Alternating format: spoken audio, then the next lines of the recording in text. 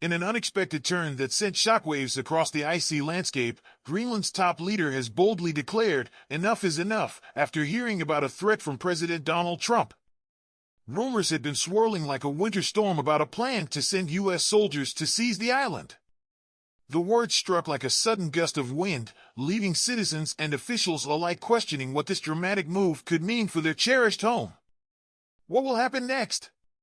Soon after, Prime Minister Mutijed called together his trusted political allies to map out a strong response. In a voice steady as a calm sea, he noted, "The U.S. president has once again brought up the idea of taking over our land," a remark that sent ripples through the room. His simple, emphatic reply, "Enough is enough," echoed with the weight of finality. Can this resolve steer Greenland away from looming danger? Not long after, Jens Frederik Nielsen, soon to lead the nation after his Democratic Party's win, voiced his own strong disapproval.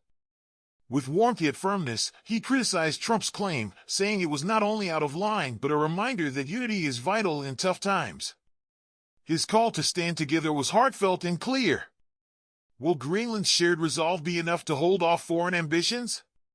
On a tense Thursday, Trump doubled down in the Oval Office, sitting face-to-face with NATO Secretary General Mark Rutte. He insisted that the United States needs Greenland for security and hinted at sending troops to take charge of the island. "I think it will happen," he claimed, his words mingling bravado with cold calculation. As the room filled with the quiet hum of tension, one wonders, is this just talk or a serious threat?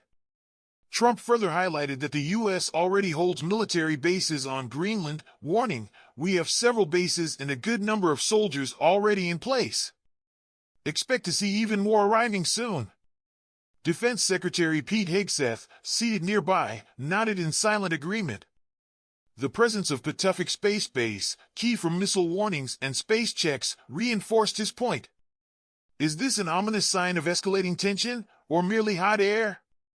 During the same meeting, Trump mentioned he would talk to Rutte, but the NATO chief made it clear that Greenland's fate was not for him to decide. "When it comes to Greenland joining the U.S., I leave that out of NATO's work," Rutte stated firmly.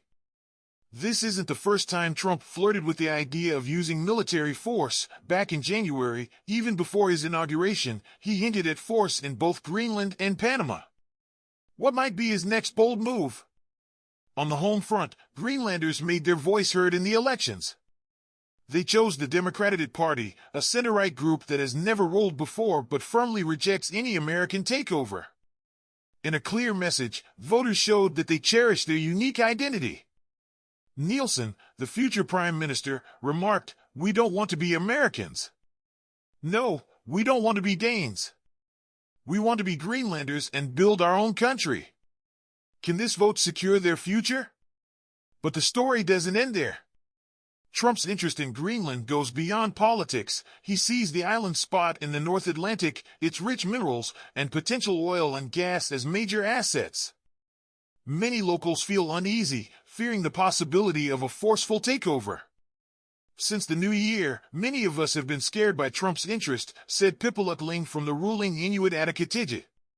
"We are looking to Europe for stronger ties to keep our nation safe." What lies ahead for these determined people? Greenland, the world's largest island yet home to just about 56,000 souls, has a long and storied past under Danish rule. Controlled for nearly 300 years, it became a formal territory in 1953 and earned home rule in 1979.